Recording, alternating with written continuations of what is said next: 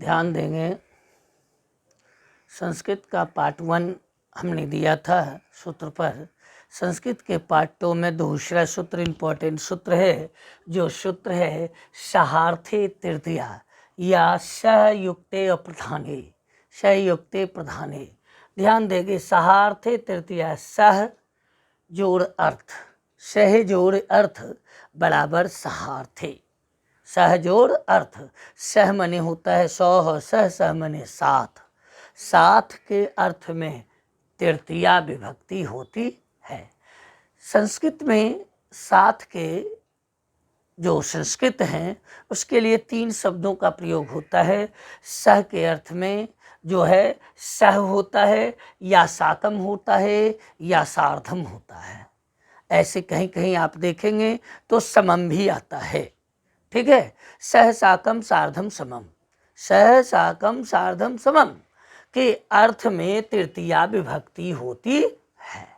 यानी किसी के साथ अगर हो, कोई किसी के साथ हो तो जिसके साथ हो, ध्यान दीजिएगा, जिसके साथ हो उसमें तृतीया विभक्ति होती है, जिसके साथ में हो। जैसे राम के साथ मोहन, तो मोहन में नहीं, राम के साथ कौन है? मोहन। मोहन के साथ राम, तब मोहन में। यानी जिसके साथ होता है उसमें तृतीया विभक्ति होती है। ठीक है, तो आइए जैसे देखिए, राम के साथ सीता बन गई, राम के साथ सीता बन गई। ध्यान दीजिएगा, राम के साथ सीता बन गई। सीता बन गई किसके साथ? राम के साथ। राम के साथ गई है तो राम के साथ में, राम में जो है तृतीया विभक्ति हो गई। तो राम में तृतीया विभक्ति, राम जो है वह बालक शब्द से पुल्लिंग में आता है, तो बालक का तृतीया एक वचन बालकेन, तो राम का हो गया रामेन।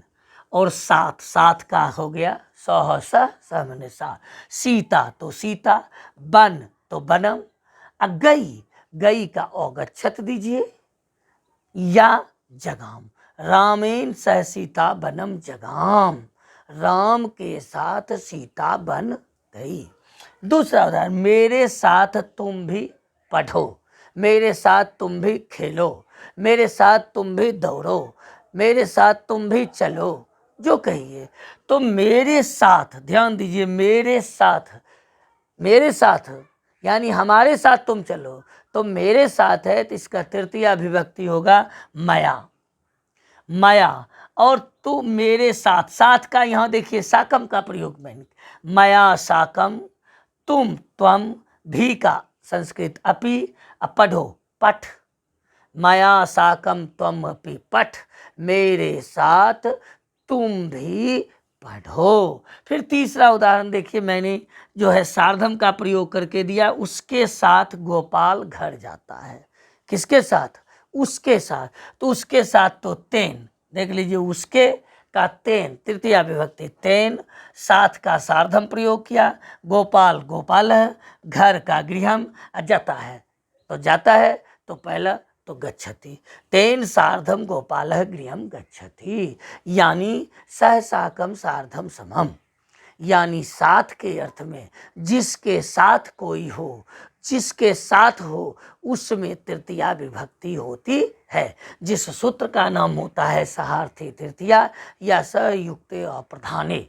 इसमें भी उसी प्रकार का सवाल होता है जैसा पार्ट 1 में मैंने भित्रार्थानाम भय हेतु में बताया था कि आपको दे देगा, यहाँ जैसे देखिए इसको अंडरलाइन कर देगा, यहाँ अंडरलाइन है, यहाँ अंडरलाइन है, कह देगा तेन सार्धम गोपाल गृहम गच्छति। इसमें किस में तृतीया विभक्ति किस सूत्र के आधार पर हुई है? तो किस सहार्थे तृतीया के आधार पर किस में लगी है? रेखांकित शब्द तेन में है। ठीक है, क्यों लगी है? चूंकि उसके साथ गोपाल घर जाता है, गोपाल के साथ वह नहीं है, उसके साथ गोपाल है, इसलिए उसमें तृतीया विभक्ति हुई है। तो इस प्रकार से सह साकम सार्धम समम के योग में तृतीया विभक्ति होती है, इसको आपको याद रखना है। और तृतीया विभक्ति लगती है। अब इसका हम 5 ठो आपको 5 गो 2-4 गो लिख देते हैं, आप उसको जो है बना करके अगर कमेंट्स कीजिएगा तो कर दीजिएगा।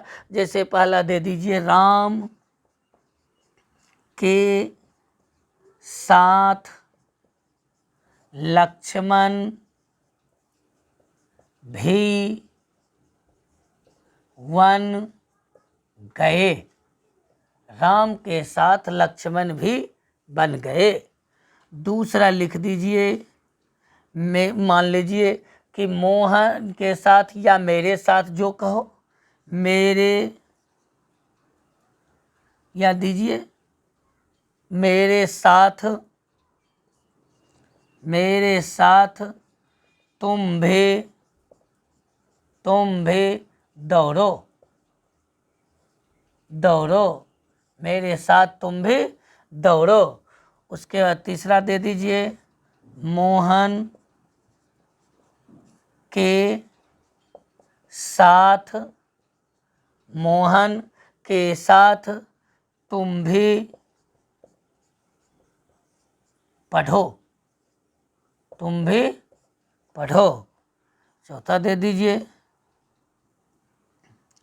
मान लीजिए दे दीजिए उसके साथ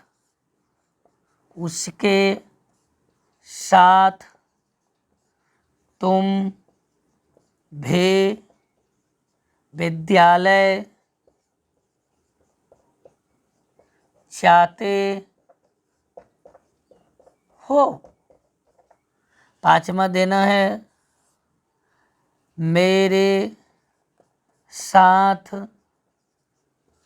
तुम भी बाजार चलो। ठीक है, ये 5 सवाल इसका अनुवाद में भी पूछता है ऐसा, आप याद रखें। ये जो भी संस्कृत के व्याकरण में ये सूत्र वाला जो होगा, अनुवाद प्लस ऑब्जेक्टिव दोनों में काम देगा, और निश्चित जानने का अनुवाद पूछता ही है। 12 से 14 सूत्रों को हम आपको देंगे, उस 14 सूत्र से बाहर अनुवाद भी नहीं पूछता है, और ना ही ऑब्जेक्टिव रहेगा, सवाल ही नहीं है। तो इसमें देखिए, सह साकम सार्धम समम के योग में तृतीया विभक्ति होती है, इसको याद रखना। सह साकम सार्धम समम, जिसके साथ हो उसमें तृतीया विभक्ति होती है। बस इसको, और उसके बाद 5 है, इसको देख करके आप इसको कमेंट्स बना करके करेंगे। ठीक है, धन्यवाद।